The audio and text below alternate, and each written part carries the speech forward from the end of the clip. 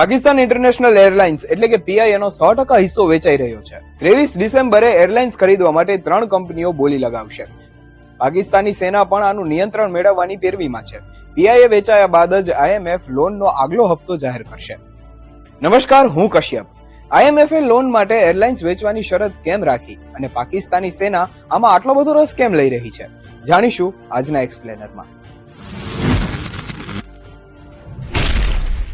પીઆઈએ છેલ્લા 2 દાયકાથી ખોટમાં ચાલી રહી છે। તેના પર લગભગ 68,000 કરોડ પાકિસ્તાની રૂપિયાનું દેવું છે। 2020માં કરાચીમાં થયેલા પ્લેન ક્રેશ બાદ એરલાઇન્સની છબીને વધુ મોટો ઝટકો લાગ્યો હતો। આ દુર્ઘટનામાં 96 લોકોના મોત થયા હતા। તપાસમાં સામે આવ્યું કે પીઆઈએના 260 થી વધુ પાયલટ્સ પાસે લાયસન્સ નથી। યુરોપ અને અમેરિકાએ પીઆઈએની ફ્લાઇટ્સ પર પ્રતિબંધ પણ મૂકી દીધો હતો। આ રૂટ્સ એરલાઇન્સને સૌથી વધુ નફો આપતા હતા, તેથી પ્રતિબંધ લગાવવાથી નુકસાન વધવા લાગ્યું। જોકે પાકિસ્તાની મીડિયા રિપોર્ટ્સનું માનીએ તો સરકાર આઈએમએફને લોનની શરતોના કારણે પીઆઈને વેચી રહી છે।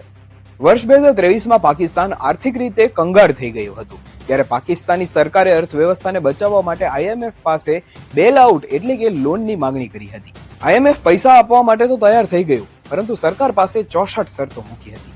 આનું પાલન કરીને પાકિસ્તાને કેટલીક ફેરફારોની જરૂરિયાત હતી તે કરવી પડશે। જેમ કે પાકિસ્તાને ફિસ્કલ ડેફિસિટ એટલે કે ખર્ચ અને કમાણી વચ્ચેના તફાવતને ઘટાડવાનો છે। રેવન્યુ કલેક્શન એટલે કે દેશની આવક વધારવી પડશે। કોર્ટમાં ચાલી રહેલી સરકારી કંપનીઓનું ખાનગીકરણ કરવું પડશે। દેશના તમામ અધિકારીઓએ તેમની મિલકતની જાણકારી જાહેર કરવી પડશે। સરકારી અને ખાનગી સિસ્ટમમાં ભ્રષ્ટાચાર ઓછો કરવાનો છે।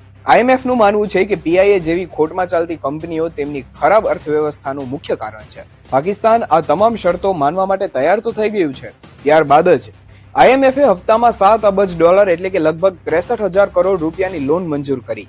અત્યાર સુધી પાકિસ્તાનને 30,000 કરોડ રૂપિયા મળી ચૂક્યા છે। આ દરમિયાન જો પાકિસ્તાન